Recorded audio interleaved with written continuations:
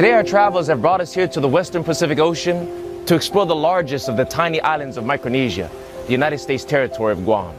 This small island is only 210 square miles, but it is filled with incredible history, natural beauty, and warm hospitality.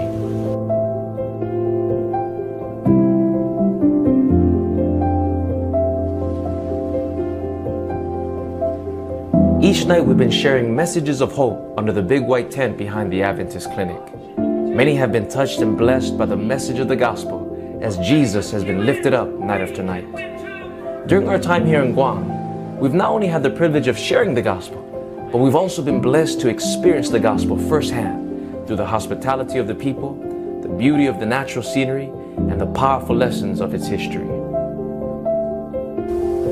From this micro island of Guam comes a macro message of grace. This tiny island was a battlefield during the Second World War. Just one day after the bombing of Pearl Harbor, Japanese forces infiltrated this U.S. island territory, sinking their vessels and killing their Marine and naval soldiers. But 6 of the Navy seamen were able to avoid capture by hiding in the jungle. Tragically, 5 of them were recaptured and brutally beheaded. But one of them, U.S. Navy Radarman George Tweed, was able to avoid capture and survived the entire 2.5 years of Japanese occupation.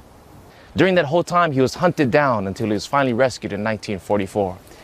He was the final remnant that remained when the war was finished, the last U.S. soldier standing when the dust settled and the smoke cleared.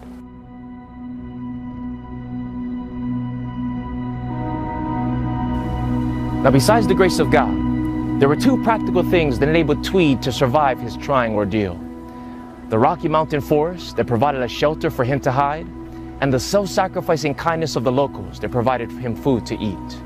Now, one of those locals was Antonio Artero.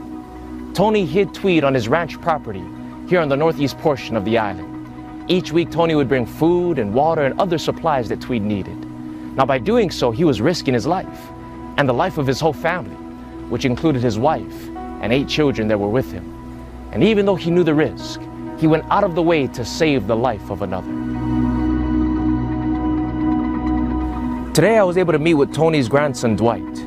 He told me the story and showed me the land where his grandfather hid this hunted soldier.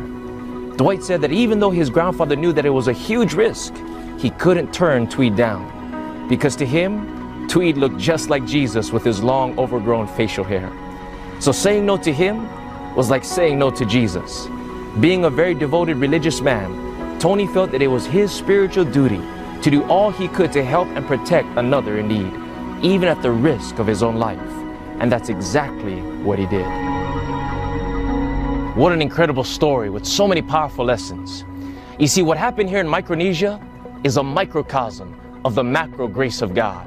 And as I've walked upon the ground of this amazing war story, here are some of the spiritual lessons I was reminded of. First of all, when the enemy hunts us down, the Lord promises to be our refuge.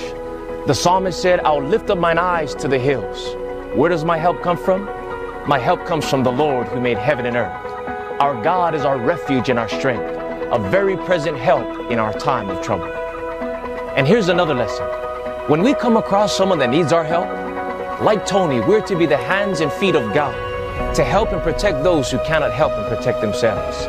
And as we do, we are in reality ministering to Jesus in the person of his children. For Jesus said, "Insomuch as you've done it to the least of these, my brethren, you've done it also to me." And finally, just as Tony unselfishly risked all to save Tweed, Jesus indeed gave everything to save us. When the enemy sought to take our lives, Jesus laid down his in our place. He suffered so that we might be saved. He bled so that we might be blessed. He was forsaken that we might be forgiven. And he died so that we might live. That's what I call amazing macro grace. It is macro grace not only for Micronesia, but for the whole world, for you and for me. It is offered to all who feel themselves insignificant and small, to all whose backs are against the enemy's wall, and to all who are burdened with the guilt and the shame of a moral fall. It is this macro grace that will lift us up from our fall. It will give us the spiritual strength to stand tall, and it will protect us like a solid rock wall. And in order for this macro grace to be ours, all we have to do is call. And so today I appeal to you to call upon the God of macro grace right now, and you shall be saved.